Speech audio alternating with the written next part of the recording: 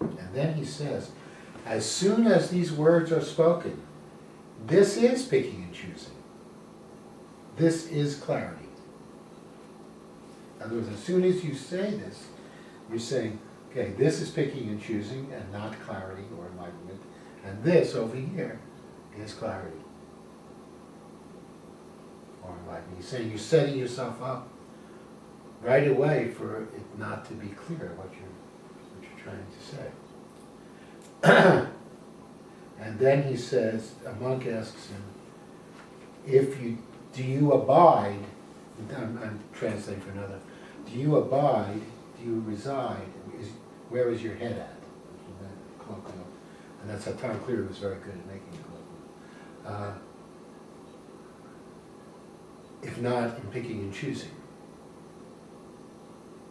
And therefore, is your mind where you are at in clarity? Are you in clarity rather than picking and choosing? And Joshu says, this old monk does not abide in clarity either. Neither picking and choosing, nor clarity. It's like he's saying, even in enlightenment, this old monk does not abide in enlightenment. By the way, he's reputed to be about 102 when he's saying this. Who knows? My personal thing is that they didn't know how to count back then. And they were very lazy about it. So they'd only count a day, maybe every second or third day. That way you could live forever. But he was quite old anyway. He says, this old monk does not abide in clarity. And so then the student says, so do you preserve anything or not? Meaning, so, okay, so then where are you at? If you don't abide in ordinary life, which is picking and choosing, the relative, if you don't abide in enlightenment, and then what? Sort of, so what? You know? Since you don't abide in clarity either, where do you abide? And Joshu says, I don't know that either. I don't have an answer to that. I don't know that either. And the monk says, since you don't know, teacher, why do you nevertheless say that you do not abide with clarity? And what this means is not knowing was considered clarity. Not making distinctions, not knowing, not grasping, was considered enlightenment, not knowing. Bodhidharma is asked, who are you? At the age of 102, he says, I don't know.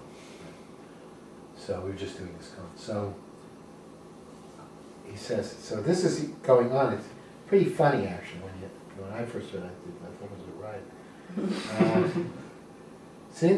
Okay, teacher, why do you nevertheless say, since you don't know, that you don't abide within clarity? And then Joshu ends the discussion beautifully. He says, it is enough to ask about the matter, bow and take your leave.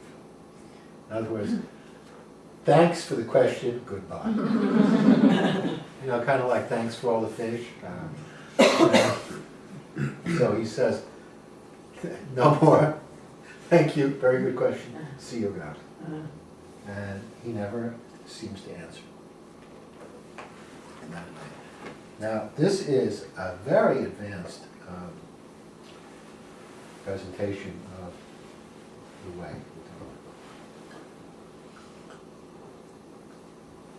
To a very skillful and mature teacher. Let me read you the preface, and you get some of it. Heaven and earth are narrow. Now this is poetry. Sun, moon, and stars all at once go dark, meaning unknowable. Even if blows of the staff fall like rain and shouts roll like thunder, you still haven't lived up to the task of the fundamental vehicle of transcendence. So they're saying, no matter, he's saying, whatever methods you use, and shout and stick was common in those days, you still haven't seen it. You haven't lived up to the fundamental vehicle of transcendence. Even the Buddhas of the 3 times can only know it for themselves. The successive generations of patriarchs have not been able to bring it up in its entirety. He's talking about how it's all unknowable. The treasury of teachings of the whole age cannot explain it thoroughly. Clear-eyed, patrode monks cannot save themselves completely. When you get here, how will you ask for more instruction? To say the word Buddha is trailing mud and dripping water. To say the word Zen is a face full of shame. Superior people who have studied for a long time do not wait for it to be said. Late-coming beginners simply must investigate and apprehend it. So this is what he's saying here. He's saying, he's talking about the unreachability of the way, but in a certain way, and I feel like it's a good subject. When we start to study or seek for truth, we think there is this thing called truth. It's like an object that we're going to find and you're going to put in your pocket and take it home or whatever. And we also think very dualistically. We think this is truth and this is lies. We think, we look for a certain formulation, even at first, to put in our heads, like just avoid picking and choosing, or just let go, or blah, blah, blah, blah, blah, blah.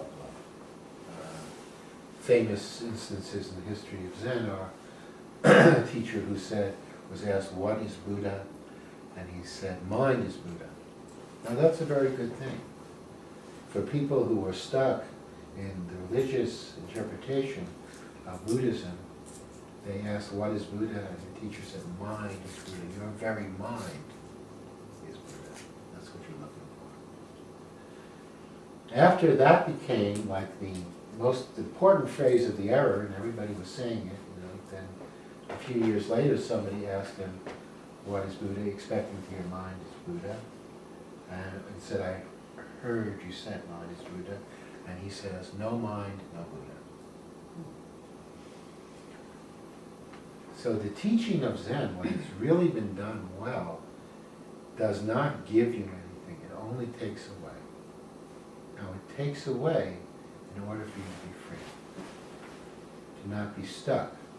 To not be tied to one place in your understanding or in your experience.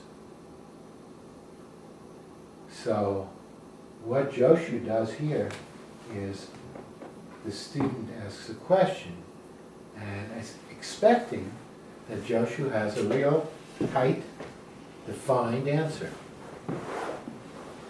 And every time that the student asks Joshu about his position, you can see clearly he won't be trapped in any position.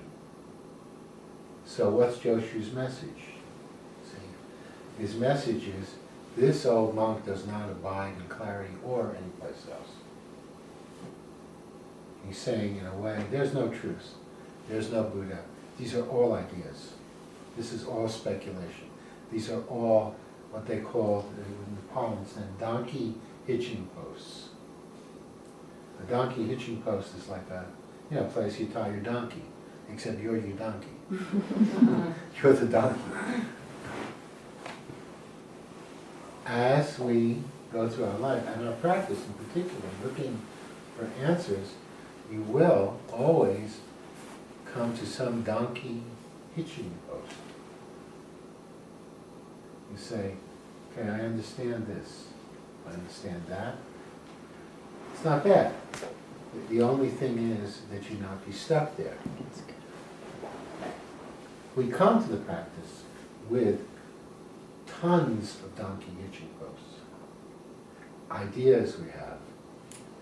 Ideas about ourselves are particularly destructive, like I'm stupid, or I'm incapable, or I'm weak, or I'm too this, or I'm too that. Imagine trying this on Joshu. Somebody did.